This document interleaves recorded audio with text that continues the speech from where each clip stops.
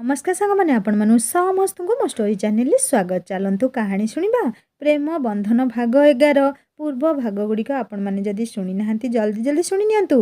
भाग 10 रे आपण मैंने पढ़ी कि कुमुदा चंदूर अवस्था पाई निजको दायी करिछि। निज हाथ रे ताकू खुआई औषध खुआई शुआई देछि। चंदूर चित्कार शुणी से उठी जाइछि। से दौड़ी जाई देखिला बेलकु से कुमुदा को खोजुछि आउ से पागल बोली ता मामा कहिथिया कथा से कहूछि। एबे तापर चलंतु शुणिबा। कुमुदा को देखिले कौन तुमे चिन्हि पारिबो? अरे खुआई देउन मते, मो हाथ परा बांधी देइछंती। मु कुआडे गोटे पागल बोली कही ना तुमे काहेकि पागल हेबो? नियो खाई नियो बोली कही तांकु सबु खुआई देई औषध खुआई देई शुआई देई आसिली। सिए तो सोई गलानी मा, तमे एबे खाई नियो। तुम कथा मानी खाइला हेले से चिन्हि पारुनी तुमको। तुमे सेइथिपाई मन कष्ट करनी, से तुमको धीरे धीरे चिन्हि पारिबो। आज्ञा आपण ठीक कहउचंती, आपण जाई विश्राम नियंतु। मु भाई पाखरु आसी खाई नेबी। भाई पाखकु गली, देखिली से सोईची। मु आसी आउ खाइबी कौन? मते किछि भल लागु नथुला। तांकु केमिति ठीक करिबी मु बोली भाबुथिली। हेले ए सब जे एते सहज नुहे बोली भाबी मो मन बहुत दुख होइगला। एतिकी बेले चंदूक चित्कार शुणी मु दौड़ी गली तांक पाखकु। से एते जोरे कांदुछंती काहेकि? कौन हैला कांदुछ काहेकि? तमे किए? काहेकि आसीछ एठाकु? मु तुम कुमुदार सांग, तुमको भल करी ता पाखकु नै जिया पई आसीछि। ताली मारी हसी देई चंदू कहले तुमे कुमुदार सांग, ताहेले मोर भी सांग। हेले तमे मो हाथ गोड़ खोलिया पई कुह से डाक्तर बाबूଙ୍କୁ। मु सत कहूची मु पागल नुहे। हेले तुमको पागल बोली कहिला किए? तुमे तो बहुत भल सांग, मते पागल बोली मो मामा कहंती। हेले जानिछ मु पागल बोली कुआडे तांक सह केही सांग हेउ नाहंती। तांको मजा उड़ाउछंती। आम घर को केही आसु नाहंती भयरे। सेइथि पाई तो मो पापा मते एठिकी नेई आसीछंती। तुमे कुह मो कुमुदा भी कौन कहिबो मु पागल बोली? ना ना सांग, तुमको कुमुदा तो निज जीवन भी अधिक भल पाए, तेणु से काहेकि तुमको पागल बोली कहिबो? हेले तुमे तुम कुमुदा को चिन्हि पारिबो तो? हाँ जे, हेले सांग कुमुदा कोउठी अछि? मो मामा कहूथुला। हाँ जे सांग, हेले मो मामा तो कहूथुला कुआडे सिए। ओहो मो मुंड सते जेमिति जंत्रणा रे फाटी पड़ुछि। ना ना मो कुमुदा केबे हेले मो सह सेमिति करि परिबनी। हेले सांग तुम मामा तुमको कुमुदा विषय रे एमिति कौन कहिछंती जे तुमे से सब को भाबिया बेलकु मुंडरे भीषण जंत्रणा अनुभव करुछ? ना ना किछि नुहे सांग, मो कुमुदा पाखकु तुमे मते खाली थरटिए नै चल। एतिकी कही चंदू बेहोश हेबा भली पड़ीगले। मते भारी डर लागुथाए। मो गाँवली जीवन भितरे अनेक जिनिसर अभाव थिला सत, हेले केबे एते दुख आउ अशांतिर वातावरण नथिला। एमिति तांकु पड़िवा देखि मु धाई गली आखि बुझी तांक पापा पाखकु। से विदेशे थिबा डाक्टर को फोन कले, हेले से फोन रिसीव न करिबारु आम गाँर जणे भाई को फोन कली आउ से जणे भल डाक्तर को पठैले। डाक्तर आसिया बेलकु पाखापाखि घंटे लागिगला। मो देहरे जेमिति जीवन न थाए। चंदूक अवस्था देखी से निस्तेज होई पड़ी थांती सेमिति। डाक्तर आसी जहा सबु कहिले मो मुंड खराब होइगला। से सबु शुणी तांक पापा भी चित्कार करी निज पुओ अवस्था पाई निजको दायी करी कांदुथुले। डाक्तर कहिले से आजी जाए जो औषध खाउथुले से सबु तांकु सबु किछि भूलिया पाई दिया जाउथुला। भूलिबा मेडिसिन ओ ओभरडोज प्रभाव पाई से पागलों परी हेउछंती। किछि किछि कथा जहा तांकर हृदयर अत्यंत पाख से सबुकु से किछि मात्रा रे मने रखिछंती। हेले किछि किछि चेहरा को से भूली जाइछंती संपूर्ण भावे। तांको पुराणा औषध सबुकु बंद करी नुआ औषध देले डाक्तर। आउ कहिले जे चंदूको मानसिक स्तर रे शक्त आघात लागिछि। तांकु स्नेह प्रेम रे बुड़ेई रख, देखिबो से भल होई जिबे। हेले समय लागिबो, तेणु व्यस्त हेबेनी। तांको मन रे केबे भी आघात देबेनी। तांको गोड़ हाथ भी खोली देई गले। डाक्तरଙ୍କ कथा शुणी आशार किरण मो मनरे उदय हैला। चंदू सोई पड़िले। मु रोसई घर को जाई भाई आउ तांको पापा पाई चा तैयारी करी नेकी आसिली। पापा आउ भाई बसी कौन कथा हेउथुले। मु जिबारु भाई उठिकी चली जाऊ जाऊ तू बसी मौसांग सह कथा हो, मु चंदूଙ୍କ पाखरे अछि। हौ जा, हेले से उठिले मते डाकिबु। तांको पाई जूस तैयारी करी रखिछि, तांकु नै देबी। अनेक समय हेलाणी से किछि खाई नाहंती। हौ ठीक अछि आज्ञा, चा पियंतु, ठंडा हेजिब नहले। गभीर चिंतारे मग्न रहिया बेली हाँ माँ मु पिउछि। ହେଲେ ମା ମୁଁ ଏବେ ବି ସେଇ ଗୋଟିଏ ଚିନ୍ତାରେ ବୁଡ଼ି ରହି ଆଉ ତା ଭିତରୁ ବାହାରି ପାରୁନି। ମୋ ମନରେ ଯେମିତି ପ୍ରଶ୍ନ ସବୁ ଅଡ଼ୁଆ ସୂତା ଭଳି ଗୁଡ଼େଇ ହେଇଯାଉଛି। କିଏ ମୋ ପୁଅକୁ ଏ ଔଷଧ ସବୁ ଦେଉଥିଲା ଆଉ ପାଗଳ କରିବା ପାଇଁ ଚାହୁଁଥିଲା? ତାର ମା ଯଦିଓ ମୋ ସନ୍ଦେହ ଘେରରେ ଅଛି, ହେଲେ ସେ ନିଜ ପୁଅକୁ କ'ଣ କେବେ ଚାହିଁବ ପାଗଳ କରିବା ପାଇଁ? ଆଜି ସିନା ଭଗବାନଙ୍କ ଦୟା ହେଲା ବୋଲି ଆମେ ସବୁ କିଛି ଜାଣିପାରିଲେ, ନହେଲେ ତ ମୁଁ ସବୁଦିନ ପାଇଁ ମୋ ପୁଅକୁ ହରେଇ ପାଗଳ ହେଇ ମରିଯାଇଥାନ୍ତି। ଆପଣ ଜମା ବ୍ୟସ୍ତ ହୁଅନ୍ତୁ ନାହିଁ। ଉପରେ ବସି ବିଚାର କରୁଥିବା ଲୋକଟା ଏତେ ବି ନିଷ୍ଠୁର ନୁହେଁ। ସେଇଥିପାଇଁ ତ ଆମକୁ ସବୁ କିଛି ସମୟ ଭିତରେ ଜଣେଇ ଦେଲା। ମନ ଦୁଃଖ କରି ଆମେ ଦୁର୍ବଳ ହେଇପଡ଼ିବାନି। ବରଂ ସେ କେମିତି ଶୀଘ୍ର ଭଲ ହେବେ ସେସବୁ ପାଇଁ ଧ୍ୟାନ ଦେବାକୁ ପଡ଼ିବ। ହଁ ମା, ତମେ ଠିକ୍ କହିଛ। ଭାଇ ମୋତେ ଡାକିବାରୁ ମୁଁ ଉଠିଗଲି। ଜୁସ୍ ଗ୍ଲାସ୍ ନେଇ ଚନ୍ଦୁଙ୍କ ପାଖକୁ ଗଲି। ଏବେ କେମିତି ଲାଗୁଛି ତୁମକୁ? ନିଅ ଟିକେ ଜୁସ୍ ପିଇ ନିଅ, ଭଲ ଲାଗିବ। ଇଏ ମୁଁ କୋଉଠି ଅଛି? ଆଉ ତୁମେ କିଏ? ମୁଁ ପିଇବିନି ଜୁସ୍। ତୁମେ ତୁମ ଘରେ ଅଛ, ମୁଁ ତୁମ କୁମୁଦାର ସାଙ୍ଗ। ଏ ଜୁସ୍ ପିଇ ନେଲେ ମୁଁ ତୁମକୁ ତା ପାଖକୁ ନେଇଯିବି। ହଉ ଠିକ୍ ଅଛି ତାହେଲେ, ମୋତେ ଦିଅ, ମୁଁ ପିଇଦେବି। ନିଅ ତୁମ ଜୁସ୍, ପିଇ ନିଅ। ହେଲେ ମୋତେ କୁହ, କୁମୁଦାର ଫଟୋ ତୁମ ପାଖରେ ଅଛି କି? ହଁ, ମୋ ଫୋନ୍ରେ ଅଛି। ହେଲେ ମୋ ଫୋନ୍ କିଏ ନେଇଯାଇଛି? ତୁମେ ଗୋଟେ ତାର ଫଟୋ ଆଣିଦେବ କି? ମୁଁ ନା ତାକୁ ବହୁତ ଭଲ ପାଏ। ତାକୁ ଅନେକ କିଛି କହିବା ପାଇଁ ବାକି ଅଛି ମୋର, ହେଲେ ତା ପାଖେ ସମୟ ନାହିଁ ମୋ କଥା ଶୁଣିବା ପାଇଁ। ସେଇଥିପାଇଁ ତ ସେ ମୋତେ ଛାଡ଼ିଦେଇ ଆଉ କାହାକୁ ବାହା ହେଇସାରିଛି। ମୁଁ ତା ପାଖକୁ ଗଲେ ଆଉ ଲାଭ କ'ଣ? ସବୁ ତ ମୁଁ ଜାଣିଛି, ହେଲେ ପୁଣି କାହିଁକି ତୁମ କଥା ସବୁ ମାନୁଛି କେବଳ କୁମୁଦା ପାଖକୁ ଯିବା ପାଇଁ? କିଏ କହିଲା ସିଏ ବାହା ହେଇଛି ବୋଲି? ତୁମକୁ ଯିଏ ବି କହିଛି ସେ କେବଳ ମିଛ କହିଛି ତୁମକୁ ଦୁର୍ବଳ କରିବା ପାଇଁ। ସବୁ କିଛି ତୁମେ ଜାଣିଛ ଯଦି ତେବେ ତାକୁ ମନେ ପକାଇ ଏତେ କଷ୍ଟ କାହିଁକି ପାଉଛ? କାହିଁକି ତାକୁ ଭୁଲି ଯାଉନ? ଭାବିନିଅ ସିଏ ତୁମ ପାଇଁ ମରିଯାଇଛି। ଏଇ ମୋ କୁମୁଦାକୁ ମୁଁ ଭୁଲିଯିବା କଥା ଜମାରୁ ବି ତୁଣ୍ଡରେ ଧରିବନି। ଆଉ ତା ବିଷୟ ଯଦି ଆଉ କେବେ ତୁମ ମୁହଁରୁ ଖରାପ କଥା ଶୁଣେ, ତୁମ ତଣ୍ଟି ଚିପି ମାରିଦେବି। ଏଇ ଚନ୍ଦୁ, ଆରେ ଛାଡ଼େ ତାକୁ। ତାକୁ ମାରିଦେବୁ ନା କ'ଣ? ତାକୁ ଟିକେ ଭଲ କରି ଦେଖେ, ଟିକେ ମନେ ପକା ଭଲ ଭାବରେ। ସେ କିଏ ତୋର ମନେ ପଡ଼ୁଛି କି ନାହିଁ? ଆରେ ବେଟା ଛାଡ଼େ ତା ତଣ୍ଟିକୁ। ଇଏ ତୁ କ'ଣ କରୁଛୁ? ବେଟା ସିଏ ତୋ ପାଇଁ ଏତେ ସବୁ କରୁଛି। ନିଜ ଘର, ବାପା ମା, ପାଠପଢ଼ା, ନିଜ ଖୁସି ସୁଖ ଶାନ୍ତି ସବୁକୁ ଛାଡ଼ି ଆସିଛି। ହେଲେ ତୁ ତାକୁ ମାରିଦେବାକୁ ବସିଛୁ। ତୁ ତାକୁ କ'ଣ ଚିହ୍ନି ପାରୁନୁ? ଭଲ କରି ଦେଖ ସେ କିଏ ବୋଲି। ନା, ମୁଁ ତାକୁ ଦେଖିବାକୁ ଚାହେଁନା। ମୁଁ କେବଳ କୁମୁଦାକୁ ଦେଖିବାକୁ ଚାହେଁ। ଆରେ ଥରଟିଏ ତ ଦେଖେ ବେଟା, ତୋର କିଛି ମନେ ନାହିଁ? ତୁ ସବୁ ଭୁଲି ଯାଇଛୁ ସିନା, ହେଲେ କୁମୁଦାର କଥା ମନେ ରଖିଛୁ। ତା ଚେହେରା ତୋର ମନେ ନାହିଁ, ତେଣୁ ତୁ କେମିତି ଜାଣିବୁ ଯେ ତୋ କୁମୁଦା ସିଏ ବୋଲି? ମୁଁ ଧୀରେ ଧୀରେ ମନେ ପକାଇବା ପାଇଁ ଚେଷ୍ଟା କରୁଛି। ମୋ କୁମୁଦାକୁ ମୁଁ ଖୁବ୍ ଶୀଘ୍ର ପାଇଯିବି। ମୋର ଗୋଟେ ଭଉଣୀ ଅଛି, ତା ସାଙ୍ଗ ହେଉଛି କୁମୁଦା। ମୁଁ ତାକୁ ଆଜି ଫୋନ୍ କରିବି ଆଉ ତା ପାଖେ ଫଟୋ ଅଛି କୁମୁଦାର। ସିଏ ହିଁ ମୋତେ କୁମୁଦାର ଠିକଣା ଦେବ। ଆରେ କୁମୁଦା ବା ତୋ ସାମ୍ନାରେ ଅଛି, ହେଲେ ତୁ ତାକୁ ଜାଣିପାରୁନୁ। ଆରେ ବେଟା ଭଲ କରି ଦେଖେ, ମୁଁ ତୋ କୁମୁଦାକୁ ତୋ ପାଖକୁ ଫେରେଇ ଆଣିଛି। ତୋ ହାତ ପାହାନ୍ତାରେ ତୋ ପ୍ରିୟର କୁମୁଦା, ହେଲେ ତୁ ତାକୁ ଜାଣିପାରୁନୁ। ଏହାଠାରୁ ଦୁଃଖର ବିଷୟ ଆଉ କ'ଣ ହେଇପାରେ? ଇଏ ମୋ କୁମୁଦା? ନା ନା ପାପା, ତୁମେ ମିଛ କହୁଛ। ଇଏ ମୋ କୁମୁଦାର ସାଙ୍ଗ। ଭାବୁଛ ମୋର କିଛି ମନେ ନାହିଁ ବୋଲି? ଯାହାକୁ ମନ ତାକୁ ଦେଖେଇ ଦେଇ କୁମୁଦା ବୋଲି କହିଲେ କ'ଣ ମୁଁ ତାକୁ ମାନି ନେବି? ନା ନା, ସେସବୁ କେବେ ବି ଭୁଲରେ ଭାବିବନି। ଇଏ ଯଦି କୁମୁଦା, ତେବେ ତା କେଶରେ ଫୁଲ କାହିଁ ଲଗେଇନି? ମୋ କୁମୁଦାକୁ ଫୁଲ ବହୁତ ପସନ୍ଦ, ଆଉ ମୋତେ ସିଏ। ପାପା ତାଙ୍କର ଆଉ କିଛି କହିବା ପୂର୍ବରୁ ମୁଁ ତାଙ୍କୁ ଅଟକେଇ ନେଲି। ସିଏ ବି ବିଶେଷ କିଛି ନ କହି ଚାଲିଗଲେ। ମୋ ଆଖିରୁ ଦୁଇ ଧାର ଲୁହକୁ ମୁଁ ନିଜ ହାତରେ ପୋଛି ଦେଇ ଶୋଇବା ପାଇଁ ଚାଲିଗଲି। ଦୁଃଖର ପାହାଡ଼ ମୋ ଉପରେ ଖସି ପଡ଼ୁଥିଲା। ମୁଁ ପାଖରେ ଅଛି, ଅଥଚ ମୋ ମନର ମଣିଷ ମୋତେ ଚିହ୍ନି ପାରୁନାହାନ୍ତି। ଆଠାରୁ ଆଉ ବଡ଼ ଦୁଃଖ ଆଉ କ'ଣ? କେତେ ପରୀକ୍ଷା ନେବେ ଭଗବାନ ମୋର? ଜାଣି ମୋତେ ସବୁଦିନ ପାଇଁ ମାରି ଦିଅନ୍ତେ କି ଖୁବ୍ ଭଲ ହୁଅନ୍ତା। ଲୋଡ଼ା ନାହିଁ ମୋର ହୀନ ଜୀବନ। ଜୀବନ ଜିଇଁବା ଦୁର୍ବିସହ ହୋଇପଡ଼ିଛି। ଆ ଭିତରେ ଦୀର୍ଘ ବର୍ଷେ ବିତିଗଲାଣି। କାହିଁ ଚନ୍ଦୁଙ୍କ ବ୍ୟବହାରରେ କିଛି ପରିବର୍ତ୍ତନ ହେଉନାହିଁ? ତାଙ୍କୁ ଆମ କଲେ ତାଙ୍କ ମାମୁଁ ଘର ଆଉ ଆମେ ଭେଟିଥିବା ସେ ସୁନ୍ଦର ଶାନ୍ତ ପରିବେଶକୁ ନେଇ ଅନେକ ଥର ଯାଇସାରିଛି କାଳେ କିଛି ମନେ ପଡ଼ିବ ବୋଲି। ହେଲେ ସେ କିଛି ମନେ ପକେଇ ପାରୁନାହାନ୍ତି। ଗୋଟିଏ ଜିନିଷରେ ପରିବର୍ତ୍ତନ ହେଇଛି, ସେଇଟା ହେଉଛି ତାଙ୍କ ବ୍ୟବହାର। ସେ ଧୀରେ ଧୀରେ ସୁସ୍ଥ ହେଉଛନ୍ତି।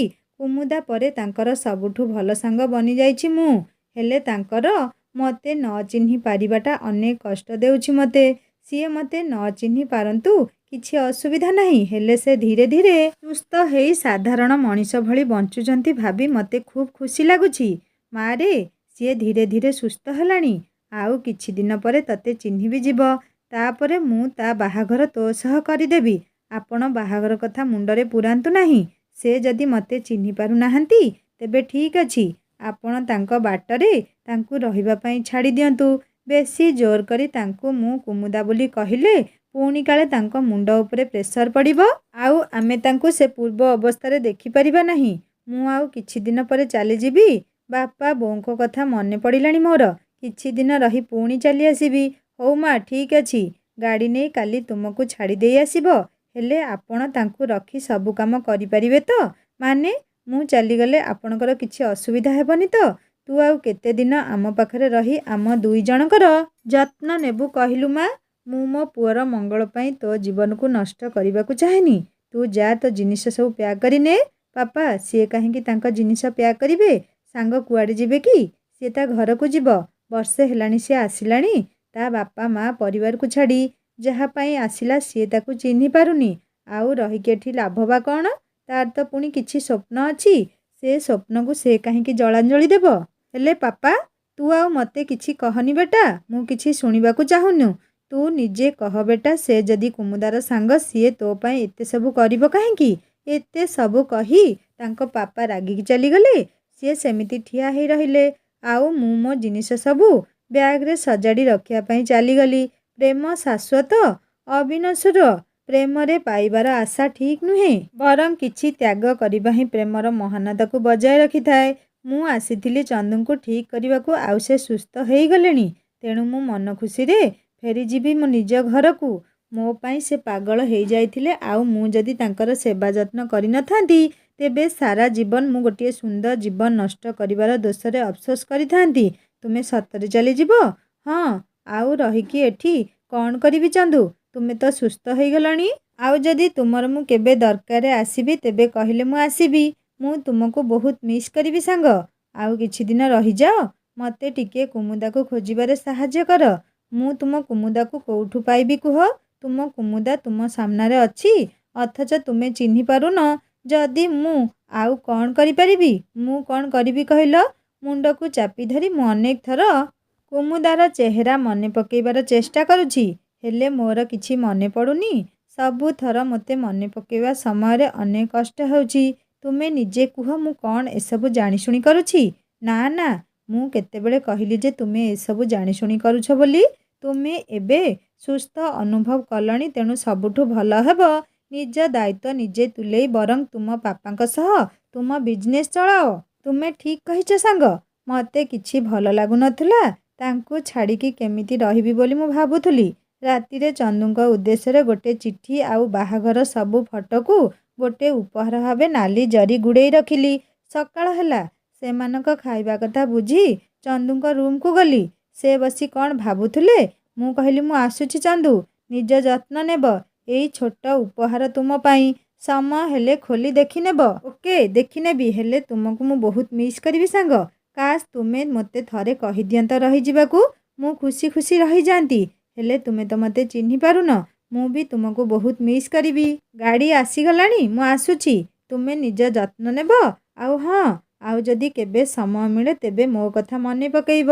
କୁମୁଦା ହାତକୁ ଟାଣି ଧରି ଚନ୍ଦୁ କହିଲା, ମୁଁ ସବୁ ସମୟରେ ମନେ ପକେଇବି ସାଙ୍ଗ। ହେଲେ ଆଜି ଦିନଟା ରହିଗଲେ ହୁଅନ୍ତାନି? ଘରେ ବ୍ୟସ୍ତ ହେଲେଣି, ତେଣୁ ଯିବାକୁ ତ ପଡ଼ିବ। ଯିବା ପାଇଁ ତ ମୁଁ ଆଦୌ ଚାହୁଁନି। ହେଲେ ସମୟକୁ କିଏ ଅବା ରୋକିପାରିବ? ଯାହାର ଯିବାର ସମୟ ଆସୁଛି ତାକୁ ଅବା କିଏ ହାତ ଦେଇ ରୋକିପାରିବ? ଅନେକ ଦିନର ସ୍ୱପ୍ନ ସବୁ ଯେମିତି ଛାତିରେ କୋହର ଆସ୍ତରଣଟିଏ ହେଇ ଜମି ରହିଛି। ବିଶ୍ୱାସର ସେ ସୌଧ ଯେମିତି ଭୁଷୁଡ଼ି ପଡ଼ୁଛି। ପ୍ରେମ ଯେମିତି ମୋ ପାଇଁ ଗୋଟେ ମହାକାଳ ଫଳ ପାଲଟି ଯାଇଛି। ମିଳନ ତ ବହୁ ଦୂରର କଥା। ମନର ମଣିଷ ଯେ ମୋତେ ଚିହ୍ନି ପାରୁନି, ଆଠାରୁ ବଳି ଆଉ ଦୁଃଖ କ'ଣ? ମାରେ, କ'ଣ ଏତେ ଭାବୁଛୁ? ତୋ ଋଣ ମୁଁ ଶୁଝି ପାରିଲିନି। ମୋତେ କ୍ଷମା କରିବୁ। ଖୁବ୍ ଶୀଘ୍ର ତୋର ପଢ଼ାପଢ଼ି ପାଇଁ ତୁ ବାହାରକୁ ଯିବୁ। ମୁଁ ସେ ସୁବିଧା ସବୁ କରିଦେଇଛି। ମୋ ବୋହୂ ନହେଲେ ନାହିଁ, ବରଂ ମୋ ଝିଅ ହେଇ ରହିବୁ। ଇଏ ବୁଢ଼ା ବାପାଟାକୁ ଭୁଲି ଯିବୁନି। ଏତେ ଦିନ ମୋ ପାଖରେ ରହିଗଲୁ ତ ତତେ ଛାଡ଼ିବାକୁ ଆଉ ଇଚ୍ଛା ହେଉନି। ଆପଣ ମୋତେ କ୍ଷମା ମାଗି ଛୋଟ କରନ୍ତୁ ନାହିଁ ବାପା। ନିଜ ଯତ୍ନ ନେବେ। ଚନ୍ଦୁ ତ ସୁସ୍ଥ ହୋଇଗଲେଣି। ଆପଣ ଏବେ ବିଦେଶ ଫେରିଗଲେ ଭଲ ହୁଅନ୍ତା। ନିଜ ମାଟିରେ ପଖାଳ ବି ସୁନ୍ଦର ଲୋ ମା। ତାର ନିଆରା ବାସ୍ନା ପାଖରେ ସେ ବିରିୟାନୀ ବି ତୁଚ୍ଛ। ଆମେ ସବୁଦିନ ପାଇଁ ଏଇଠି ରହିଯିବୁ। ଏଠି ବିଜନେସ୍ ସେଟଅପ୍ କରିନେବି। ତୁ ଯା ମା, ମନ ଦୁଃଖ କରେନା। ବାପାଙ୍କ ପାଦ ଛୁଇଁ ମୁଁ ଆଉ ପଛକୁ ନ ଅନେଇ ସିଧା ଯାଇ ଗାଡ଼ିରେ ବସିଲି। ଘରକୁ ଯିବା ପାଇଁ ମନ ମୋର ବ୍ୟାକୁଳ ହେଇ ଉଠୁଥାଏ। ହେଲେ ଚନ୍ଦୁଙ୍କୁ ଛାଡ଼ି ଯିବାର ଦୁଃଖରେ ମନ ମୋର ପୋଡ଼ି ଯାଉଥାଏ। ଅନେକ ଭାବନା ଭିତରେ ମୁଁ ଆସି କେତେବେଳେ ଘରେ ପହଞ୍ଚିଲି ମୁଁ ଜାଣିପାରିଲିନି। ବୋଉ ବାପା ଦେଖି ମୋତେ କାନ୍ଦି ପକେଇଲେ। ମୋ ଭାବନାକୁ ନିୟନ୍ତ୍ରଣରେ ରଖି ତାଙ୍କୁ ଦୁର୍ବଳ କରିବାକୁ ମୁଁ ଚାହିଁଲିନି। ସେମାନଙ୍କ ପାଦ ଛୁଇଁ ଘର ଭିତରକୁ ଗଲି। ଖାଇସାରି ଗପୁ ଗପୁ ମାନ୍ୟ ଅପା ସହ କେତେବେଳେ ସଞ୍ଜ ହେଇଗଲା ମୁଁ ଜାଣିପାରିଲି ନାହିଁ। ବିଛଣାରୁ ଉଠି ବସି ପଡ଼ିଲି ଆଉ ଅପା ନିଜ ଘରକୁ ଚାଲିଗଲେ। ଝରକା ଫାଙ୍କରୁ ନୀଳ ଆକାଶକୁ ଚାହିଁଲି। ବାହାରେ ଅନ୍ଧାରର ଓଢ଼ଣା ପିନ୍ଧି ପରିବେଶ ଖୁବ୍ ଡରାବନା ଦେଖାଯାଉଛି। ଆକାଶରେ ତାରାମାନେ ସତେ ଯେମିତି ମୋ ନିଃସଙ୍ଗତା ବୋଧ ଉପରେ ତାଚ୍ଛଲ୍ୟ କରି ହସୁଛନ୍ତି। ଭାସମାନ ଅବସ୍ଥାରେ ଖଣ୍ଡ ଖଣ୍ଡ ବାଦଲର ଆଢ଼ୁଆଳରେ ମୋ ପ୍ରେମ ଯେମିତି ତେଜହୀନ ଚନ୍ଦ୍ର ପରି ଏକଦମ୍ ନିସ୍ତେଜ ହେଇ ପଡ଼ିଛି। ସମୟର ନିହାଣ ମୁନରେ ଅବଶ୍ୟ ମୋ ଜୀବନର ଗତିଶୀଳ ରେଖା ସବୁ ଦିଗହରା ହେଇଯାଇଛି। ଭାବୁ ଭାବୁ କେତେବେଳେ ଆଖି ଲାଗିଗଲା ଯେ ଜାଣିପାରିଲି ନାହିଁ। ଚନ୍ଦୁର ଘର। ଅବଶ୍ୟ ଘରର ପରିବେଶଟି ନୀରବି ଯାଇଛି କୁମୁଦା ଯାଇସାରିବା ପରେ। କୁମୁଦା, ତମେ କୋଉଠି ଅଛ? ମୁଁ ତୁମକୁ ଅନେକ ଖୋଜୁଛି। ଜାଣିଛ ଏ ବିରହ ବେଦନା କେତେ କଷ୍ଟ? ତୁମେ କ'ଣ ମୋ ଭଳି କଷ୍ଟରେ ଅଛ? ମୋର ଆ ଭିତରେ ତୁମର ସାଙ୍ଗ ଜଣେ ମୋ ସାଙ୍ଗ ବନିଯାଇଛି। ହେଲେ ଆ ଭିତରେ ସେ ଅନେକ ଥର କହିଲାଣି ସେ କୁମୁଦା ବୋଲି। ହେଲେ ମୋ ମନ କିନ୍ତୁ କାହିଁକି ମାନୁନି କେଜାଣି। ସିଏ କିନ୍ତୁ ମୋ ପାଖରେ ଥିଲେ ମୋତେ ଭାରି ଭଲ ଲାଗେ। ଏଇ କୁମୁଦା, ତୁମେ ରାଗିବନି ଜମା ଏସବୁ ଶୁଣି। କାରଣ ମୁଁ ତୁମକୁ ହିଁ କେବଳ ଭଲ ପାଏ। ସିଏ ମୋର ଖାଲି ଜଣେ ଭଲ ବନ୍ଧୁ। ମୋତେ ଆଉ ଗୋଟେ ନୂଆ ଜୀବନ ଦେଇଛନ୍ତି। ସିଏ ଗୋଟେ ଉପହାର ବି ଦେଇଛନ୍ତି ମୋତେ। ରୁହ, ତୁମକୁ ମୁଁ ଖୋଲିକି ଦେଖେଇବି। କାରଣ ତୁମ ସହ ମୁଁ ସବୁ କିଛି ବାଣ୍ଟିବାକୁ ଭଲ ପାଏ। ଆରେ ଏତେ ଗୁଡ଼ିଏ ଫଟୋ, ଏଥିରେ ତ ମୁଁ ଅଛି। ଆଉ ଏଇଟା ତ ଆମ ପରିବାର ବାହାଘର ଫଟୋ।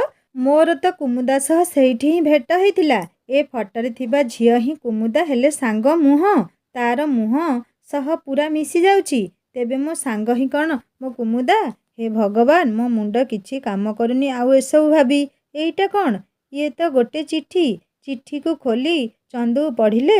ମୋ ପ୍ରିୟର ମିଷ୍ଟର କୋଲ୍ଡଡ୍ରିଙ୍କସବାଲା, ବହୁତ ସାରା ଭଲ ପାଇବା ତୁମକୁ। ତୁମ ହଳଦୀ ବସନ୍ତ ତୁମ ପାଖରେ ଥିଲା। ହେଲେ ତୁମେ ଜାଣିପାରିଲ ନାହିଁ। ତୁମ ନାଲି ଲଙ୍କାର ଚେହେରା କେମିତି ତୁମେ ଭୁଲି ଯାଇଛ? ମୁଁ ତୁମଠାରୁ ଦୂରରେ ଥିଲି ହେଲେ ତୁମେ ମୋ ଚେହେରା ମନେ ରଖିଥିଲ। ସମୟ ଚକ୍ରରେ ଆମେ ଦୁଇ ପ୍ରେମୀ ଅଲଗା କ'ଣ ହେଲେ ଯେ ଏତେ ପାଖରେ ଥାଇ ତୁମେ ମୋତେ ଜାଣିପାରିଲ ନାହିଁ। ମୋ ନାଁକୁ କେବଳ ମନେ ରଖିଛ ତୁମେ। ମୋ କେଶର ସେଇ କମଳା ଆଉ ଧଳା ରଙ୍ଗର ଇଟିମଳା ଫୁଲକୁ ମନେ ରଖିଛ ତୁମେ। ମନେ ଅଛି ନା ତୁମର? ସେଦିନ ମୁଁ ତୁମ ବଡ଼ବାପାଙ୍କ ପୁଅଙ୍କ ଚତୁର୍ଥୀ ଭୋଜିରୁ ଫେରି ମୋ କେଶରୁ ଫୁଲ ଖୋଲି ପାରି ନଥିଲି। ତୁମେ ମୋତେ ଟାଣି ନେଇ ମୋ କେଶରୁ ଫୁଲ ଖୋଲି ଦେଇ କହିଲ, ଏସବୁ ଲଗାଅ କାହିଁକି ଯଦି ଖୋଲି ନ ପାରିବ ତ? ଆଉ ସେଦିନ କଲେଜରେ ମୁଁ ଫୁଲ ଲଗାଇବା ପାଇଁ ଭୁଲି ଯାଇଥିଲି ଯେ ତୁମେ କଲେଜ ବଗିଚାରୁ ନାଲି ଗୋଲାପଟେ ଛିଣ୍ଡେଇ ଆଣି ମୋ କେଶରେ ଖୋସି ଦେଇଥିଲ। ଆଉ ସେଦିନ ତୁମ ଗାଡ଼ିରେ ବାଜୁଥିବା ସେ ମୋ ପ୍ରିୟଠାରୁ କିଏ ଅଧିକ ସୁନ୍ଦର? ଶୁଣି ମୁଁ ପ୍ରଶ୍ନ କଲି, ତୁମକୁ ଓଡ଼ିଆ ଗୀତ ଭଲ ଲାଗେ କି ନାହିଁ? ତୁମେ କହିଥିଲ, ହଁ ମୁଁ ପରା ଓଡ଼ିଆ।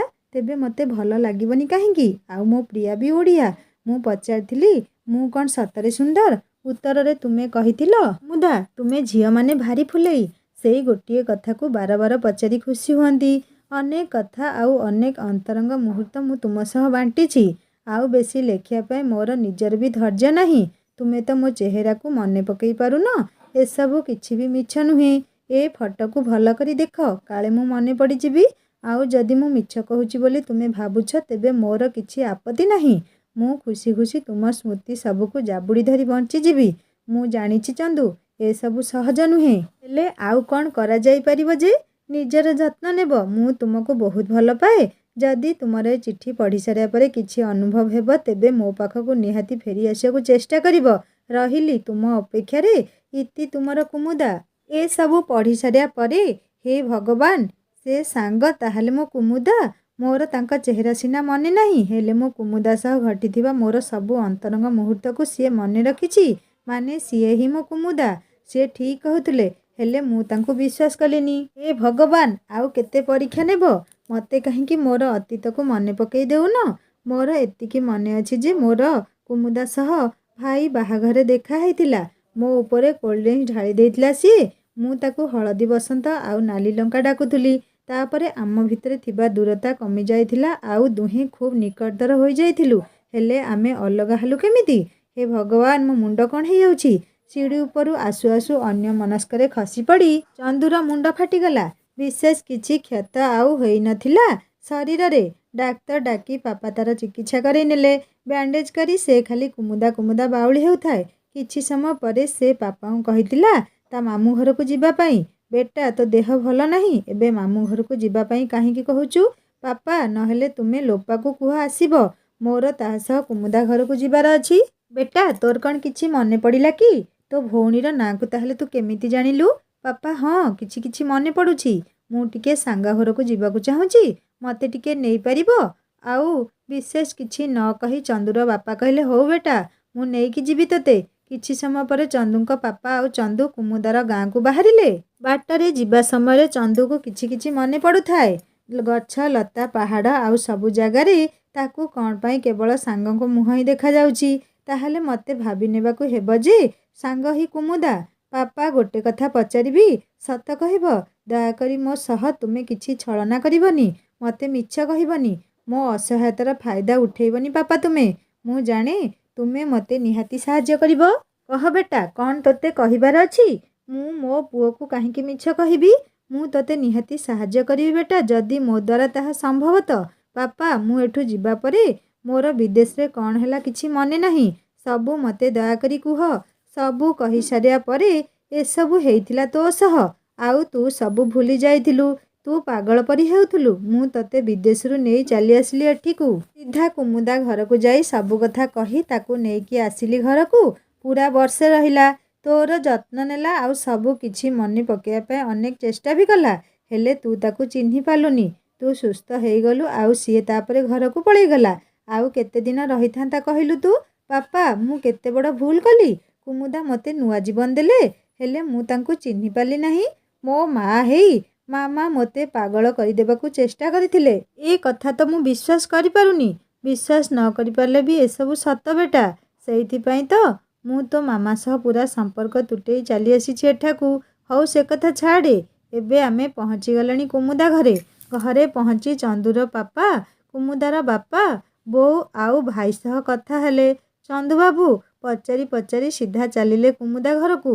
କୁମୁଦା ବାହାର ଝରକାକୁ ଚାହିଁ କ'ଣ ବସି ଭାବୁଛି। ବାହାରେ ମଧୁମାଳତୀ ଫୁଲର ଲତା ସବୁ ପାଖରେ ଥିବା ବାଉଁଶ ଗୋଛା ଉପରେ ପୁରୁଣା ସ୍ମୃତି ଭଳି ଓହଳି ପଡ଼ିଛନ୍ତି। ପାଖରେ ଥିବା ଗଙ୍ଗଶିଉଳି ଗଛରୁ ଫୁଲ ସବୁ ଧରାରେ ପଡ଼ି ରହିଛନ୍ତି, ଠିକ୍ କୁମୁଦା ଯେମିତି ବିଛଣାରେ ପଡ଼ି ରହିଛି। ବାହାରର ଥଣ୍ଡା ପବନ କି ଫୁଲର ମାଦକତା ଭରା ବାସ୍ନା ତାକୁ ଆନମନା କରିପାରୁନି। ଆଖିରୁ ତାର ଅମାନିଆ ଲୁହ ବହି ଯାଇ ଓଠ ପିଉଛି। ଚନ୍ଦୁ ତାର ଆଉ ଏମିତି ଅବସ୍ଥା ଦେଖିପାରିଲା ନାହିଁ। ସେ ତାର ଏ ଅବସ୍ଥାକୁ ଦେଖି ନିଜକୁ ଦାୟୀ କଲା। ବେଶୀ ସମୟ ଯାଏ ନିଜକୁ ଅଟକେଇ ପାରିଲା ନାହିଁ। ନିଜ ପାଖକୁ ଟାଣି ନେଇ ତାକୁ ବିଛଣାରୁ ଉଠେଇ ଛାତିରେ ଜାବୁଡ଼ି ଧରିନେଲା। ତା ଆଖିର ଲୁହ ପୋଛି କହିଲା, ମୋ ହଳଦୀ ବସନ୍ତ, ନାଲି ଲଙ୍କା, ତମେ ଆଉ କାନ୍ଦି ମୋତେ କଷ୍ଟ ଦିଅନି। ମୁଁ ତୁମକୁ ଚିହ୍ନି ପାରିନଥିବାରୁ ମୁଁ ଦୁଃଖିତ, ଆଉ ତୁମେ ମୋତେ ନୂଆ ଜୀବନ ଦେଇଥିବାରୁ ଧନ୍ୟବାଦ। ଆଜିଠାରୁ ମୁଁ ଆଉ ତୁମ ଆଉ ମୋ ଭିତରେ ସମ୍ପର୍କ ଛିଡ଼େଇବା ପାଇଁ କାହାକୁ ବି ଦେବିନି। ମୋ ମାମାଙ୍କ ପାଇଁ ମୁଁ ତୁମକୁ କ୍ଷମା ମାଗୁଛି। ତୁମେ ଆଉ କ୍ଷମା ମାଗି ମୋତେ ଛୋଟ କରିଦିଅ ନା ପ୍ଲିଜ୍। ମୁଁ ତୁମକୁ ଭଲ ପାଏ, ମୋ ଜୀବନଠୁ ବି ଅଧିକ। ମୁଁ ତୁମ କୁମୁଦା ବୋଲି ତୁମର ମନେ ପଡ଼ିଲା ନା? ଆଠାରୁ ଆଉ ଖୁସିର ବିଷୟ କ'ଣ ହେଇପାରେ ମୋ ପାଇଁ? ହେଲେ ତୁମ ମୁଣ୍ଡରେ ପଟି କାହିଁକି ପଡ଼ିଛି? କୁହ ମୋତେ, ଭାରି କଷ୍ଟ ହେଉଛି ତୁମକୁ ଏମିତି ଦେଖି। କୁମୁଦାର ମଥାରେ ଚୁମ୍ବନଟେ ଆଙ୍କି ଦେଇ ଚନ୍ଦୁ କହିଲା, ସେସବୁ ଛାଡ଼, ସେ ଗୋଟିଏ ଛୋଟିଆ ଦୁର୍ଘଟଣା। ମୁଁ ତୁମ କଷ୍ଟ ଦୂର କରିବା ପାଇଁ ଆସିଛି କୁମୁଦା। ତୁମ ସହ ଅନେକ କଥା ଅଛି ଗପିବାକୁ। ମୋ ସହ ଚାଲ, ତୁମ ପାଇଁ କିଛି ସରପ୍ରାଇଜ୍ ଅଛି। ବାପା ବି ଆସିଛନ୍ତି ମୋ ସହ। କିଛି ସମୟ ମୋତେ ତୁମ ଛାତିରେ ଏମିତି ରହିବାକୁ ଦିଅ ଚନ୍ଦୁ। ମୁଁ ଆଉ ବିରହ ବେଦନାକୁ ସହିପାରୁନି। ତୁମ ପାଖରେ ଥିଲି ସତ, ହେଲେ ତୁମେ ତ ମୋତେ ଗ୍ରହଣ କରୁନଥିଲ। ତେଣୁ ତୁମ ଏତେ ପାଖରେ ଥାଇ ମଧ୍ୟ ମୋତେ ଯନ୍ତ୍ରଣା ହେଉଥିଲା। ଆଜି ଯେତେବେଳେ ମୁଁ ତୁମର ଏତେ ନିକଟତର, ମୋତେ ତୁମ ବାହୁ ବନ୍ଧନରେ ଆଉ କିଛି କ୍ଷଣ ପାଇଁ ଜାବୁଡ଼ି ନିଅ। ତୁମକୁ ମୁଁ ଖୁବ୍ ଶୀଘ୍ର ସବୁଦିନ ପାଇଁ ମୋ ପାଖକୁ ନେଇଯିବି। ବାପା, ସେ ବିଷୟରେ କଥା ହେଉଛନ୍ତି? ଏବେ ଆସ, ଆମେ ବାହାରକୁ ଯାଇ ପୁରା ପରିବାର ସହ କଥା ହେବା। ସତେ ଯେମିତି ଚମତ୍କାର ହେଇଗଲା ମୋ ଜୀବନରେ। ମୋ ମନର ମଣିଷ, ମୋ ସ୍ୱପ୍ନ ନାୟକ, ମୋ ପ୍ରାଣ ପ୍ରିୟ ମୋତେ ଚିହ୍ନି ପାରିଛନ୍ତି। ଆଉ ଆଠାରୁ କିଛି ଖୁସିର ଖବର ମୋ ପାଇଁ କ'ଣ ହେଇପାରେ? ମୋ ଅନ୍ଧାର ଥିବା ଦୁନିଆଟା ସତେ ଯେମିତି ପ୍ରେମ ଆଉ ବିଶ୍ୱାସର ଆଲୋକରେ ଆଲୋକିତ ହେଉଥିଲା। ମୋ ମରିଯାଇଥିବା ମନରେ ପ୍ରେମର ଅମୃତ ବୁନ୍ଦାର ଛିଟିକା ବାଜି କଅଁଳି ଉଠୁଥିଲା ଥୁଣ୍ଟା ବୃକ୍ଷ ଭଳି। ମିଳନର ଧୂମକେତୁ ମୋ ମନରେ ମଳୟ ପବନ ଭଳି ଢାଇଁ ଢାଇଁ ପିଟି ହେଉଥିଲା। ପାଖରେ ଥିବା ଫୁଲମାନଙ୍କର ଅପୂର୍ବ ବାସ୍ନାରେ ମୁଁ ଆନମନା ହେଇ ଉଠୁଥିଲି। ସବୁ ଯେମିତି ଦିବା ସ୍ୱପ୍ନ ପରି ମନେ ହେଉଥିଲା। ଭଗବାନଙ୍କ ପାଖେ ହାତ ଯୋଡ଼ି ଧନ୍ୟବାଦ ଜଣାଇବା ବେଳେ ଦୁଇ ଧାର ଲୁହ ବୋହିଗଲା। ଚନ୍ଦୁ ହାତରେ ମୋ ଲୁହକୁ ପୋଛି ନେଇ ଖୁବ୍ ଗେହ୍ଲା କଲେ। ଏଇ ପୁଣି କାନ୍ଦିଲ ନା? ତୁମକୁ ମୋ ରାଣ ଜମା କାନ୍ଦନି। ଆଉ କେତେ କାନ୍ଦିବ? ମୁଁ ଫେରି ଆସିଛି ଯେତେବେଳେ। ଏଇ ମୋ ଧନଟା ପରା। ଆଉ କାନ୍ଦି ମୋତେ ଏତେ କଷ୍ଟ ଆଉ ଦିଅନି। ତୁମ କ'ଣ ଜାଣ ନା କି ମୁଁ ତୁମକୁ କେତେ ଭଲ ପାଏ ବୋଲି? ତୁମ ଆଖିର ଲୁହ ବୁନ୍ଦାଏ ମୋତେ ଅନେକ କଷ୍ଟ ଦିଏ। ତୁମକୁ ମୁଁ ପାଗଳ ପରି ଭଲ ପାଏ। ଅନେକ କାନ୍ଦିଲଣି ତୁମେ, ଆଉ କିନ୍ତୁ ନୁହେଁ। ମୁଁ ଯେତେବେଳେ ଫେରି ଆସିଲିଣି ତେବେ ଆଉ କାନ୍ଦ ନୁହେଁ, ଖାଲି ହସର ଫୁଆର ଫୁଟେଇ ଦେବି ତୁମ ନାଲି ଓଠରେ। ମୋ ପାଗେଳିଟା ଏମିତି ଛାତିରେ ଲାଗି ରହିଥିବ ନା କ'ଣ? ତୁମ କେଶରେ କ'ଣ ଫୁଲ ବଦଳରେ କଣ୍ଟା ଲଗେଇଛ କି? ମୋ ଛାତିରେ ଫୁଟି ଯାଉଛି।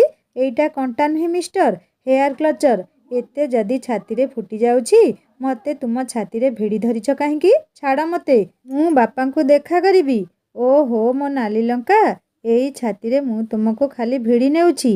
ଆଉ ତୁମକୁ କ'ଣ ଏସବୁ ଜମା ଭଲ ଲାଗୁଛି କି? ପୁରା ଝିଅ ଜାତିଟା ଫୁଲେଇ। ଏ କଥା କ'ଣ ମିଛ କି?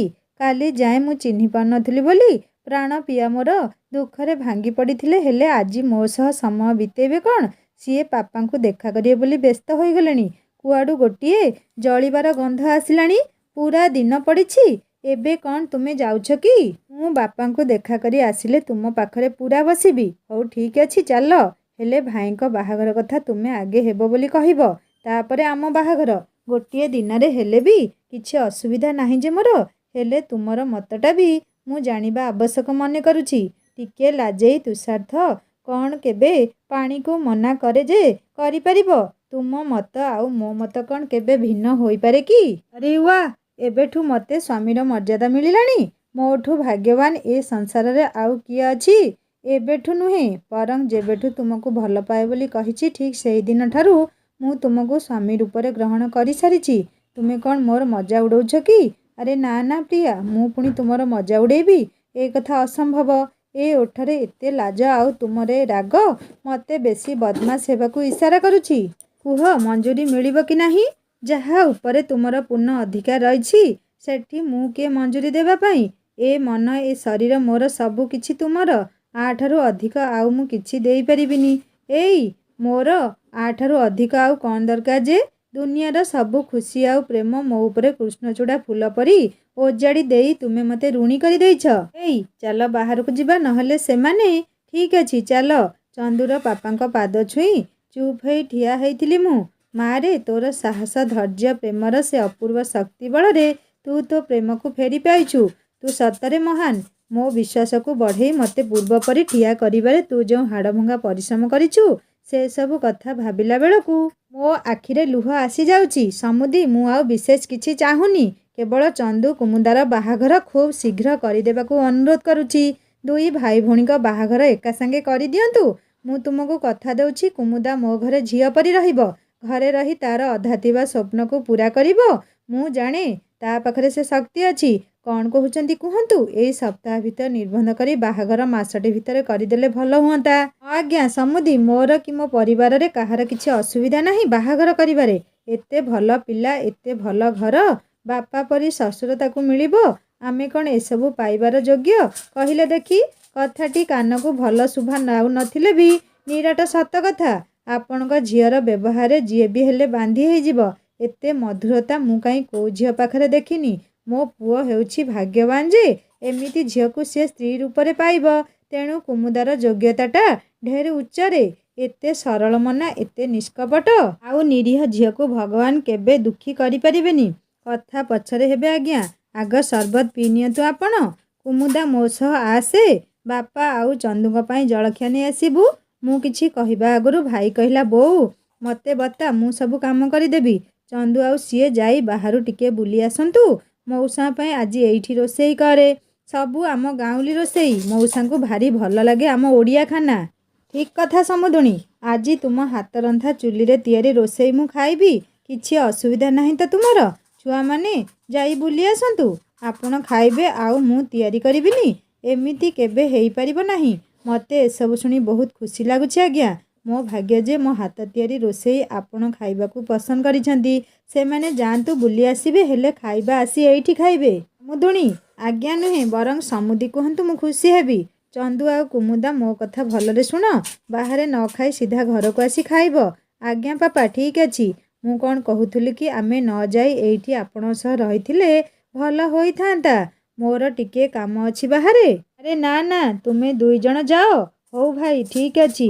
ଚନ୍ଦୁ ଆଉ ମୁଁ ବାହାରିଗଲୁ ଗୋଟେ ସୁନ୍ଦର ନିରୋଳା ସ୍ଥାନକୁ କିଛି ଏକାନ୍ତ ମୁହୂର୍ତ୍ତ ବିତେଇବା ପାଇଁ। ଭାରି ତ ଦେଖେଇ ହେଇ କହୁଥିଲ କି ବାହାରକୁ ନ ଯାଇ ସମସ୍ତଙ୍କ ସହିତ ରହିବା ପାଇଁ। ମୁଁ ଭଦ୍ରାମୀ ପାଇଁ ଟିକେ କହିଦେଲି ନା ଆଉ। ନହେଲେ ମୋର ବି ଇଚ୍ଛା ଥିଲା ତୁମ ସହ ଆସିବାକୁ। ବାହାରକୁ ଆସିଲେ ତୁମ ସହିତ ମୋତେ ବହୁତ ଭଲ ଲାଗେ। ଏତେ ସୁନ୍ଦର ଜାଗାରେ ପହଞ୍ଚି ଆମେ ଯାଇ ବସିଗଲୁ। ଚନ୍ଦୁ ମୋ କୋଳରେ ମୁଣ୍ଡ ଦେଇ ଶୋଇ ରହିଲେ। ଏତେ ଖୁସି ବୋଧେ ଅନେକ ଦିନ ପରେ ଆମ ଜୀବନରେ ଆସିଥିଲା। କୁମୁଦା, ବହୁତ ସମୟ ଏମିତିରେ ଚାଲିଗଲା। ତୁମର ସ୍ୱପ୍ନ ବି ଅଧାରେ ରହିଗଲା। ଗୋଟେ ପ୍ରଶ୍ନ ଅଛି ପଚାରିବା ପାଇଁ ତୁମକୁ। ପଚାର। କ'ଣ ପଚାରିବାର ଅଛି? ଏଇ ବିବାହ ତୁମ ସ୍ୱପ୍ନରେ ବାଧକ ସାଜିବନି ତ? ନା ନା ବାବା, ସେମିତି କିଛି ହେବନି। ହେଲେ ସେଇଥିପାଇଁ ତୁମେ ଟିକେ ବେଶୀ ବଦମାସ ନ ହେଇ ମୋତେ ଉତ୍ସାହିତ କରିବାକୁ ପଡ଼ିବ। ହା ହା ହା, ଠିକ୍ କଥା କହିଲ ଏକଦମ। ହେଲେ ଏବେ ତ କିଛି କୁହ। ଚନ୍ଦୁ, ତୁମକୁ ଗୋଟେ କଥା କହିବି, ରାଗିବନି ଦୟାକରି। ତୁମ ମାମାଙ୍କ ସହ ଟିକେ କଥା ହୁଅ। କେମିତି ଅଛନ୍ତି? ଯେତେ ଯାହା ହେଲେ ବି ସେ ତୁମ ମା। ତେଣୁ ଆମ ବାହାଘର ବିଷୟଟା ତାଙ୍କୁ ଟିକେ ଜଣେଇ ଦିଅ। ସବୁ କଥା କୁହ। ମୁଁ ମାନିବି ପଛକେ, ହେଲେ ମାମାଙ୍କୁ ଫୋନ୍ କରିବା କଥା ମୋତେ ଜମାରୁ କୁହନି। ନହେଲେ ତୁମେ ମୋ ରୁଦ୍ର ରୂପ ଦେଖିବ। ମୋର ଏମିତି ଅବସ୍ଥା ପାଇଁ କେବଳ ମୋ ମାମା ହିଁ ଦାୟୀ। ଏ କଥା କ'ଣ ଭୁଲିଗଲ କି? ମୁଁ ଭାବୁଛି ଆମ ଭିତରେ ଆଉ କେବେ ବି ମାଆଙ୍କ କଥା ପଡ଼ିବନି। କ'ଣ ବୁଝିଲ?